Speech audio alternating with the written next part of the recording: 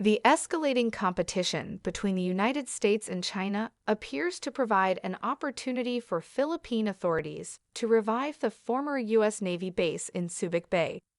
Subic Bay is reported to benefit from the expansion of the U.S.-Philippine military partnership in response to challenging Chinese activities in the South China Sea and towards Taiwan. Roland Paulino, head of the Subic Bay Metropolitan Authority, SMBA, told Nikkei Asia that the port in Subic Bay and its proximity to the South China Sea makes it an ideal option for military operations. The SMBA is a government agency that manages a free port zone established after the departure of U.S. forces. It's very strategic, he said, only an hour away from Taiwan, about 30 minutes with F-14. According to Philippine authorities, Subic Bay could be one of the military bases that the U.S. can use. However, Paulino stated that higher officials will make the final decision and that he cannot confirm any plans. More than 30 years after the closure of its Navy base in Subic Bay, the U.S. has been trying to restore its military presence in the Philippines. In January 2023, President Ferdinand Marcos Jr. granted the U.S. access to 4 other military bases, bringing the total to 9, emphasizing the development of defense relations between the two countries. The Defense Department has not disclosed the location of the 4th new site, but the announcement stated that they will allow for a faster response to humanitarian and climate-related disasters in the Philippines. Although it has been more than 30 years since the U.S. left its largest military base in Asia, civilian and military officials in the Philippines often discuss the possibility of the U.S. returning to Subic Bay. In November 2022, Lieutenant Gen. Bartolome Baquero, then Chief of Staff of the Philippine Armed Forces, said that the strategic Subic Bay could be one of the available locations for U.S. forces. However, 2 top-ranking Philippine officials told AP that Subic, where a Philippine Navy camp is located, is currently not on the list of locations requested by Washington to access its personnel.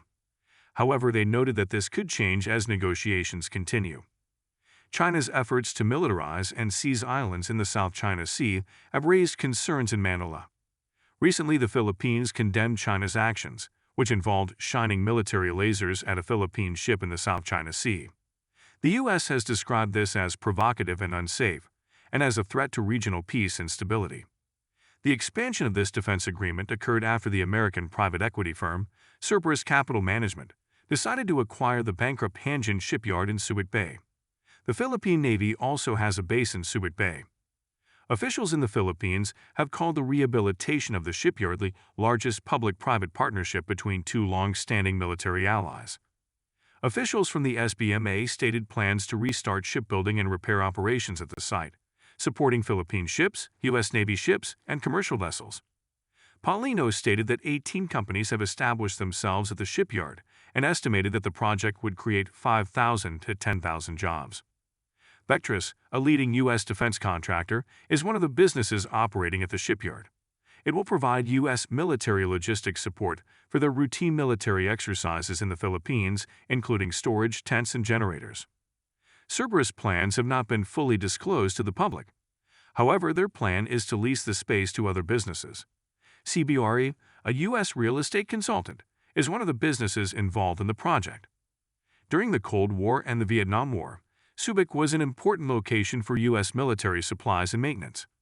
The military may use the commercial infrastructure in Subic in the future, potentially restoring its status as an important base for Washington in emergency situations. Theoretically, this could lead to Subic playing a crucial role in the U.S. Navy's logistics network in the region, but this would only be possible through contracts with local civilian companies.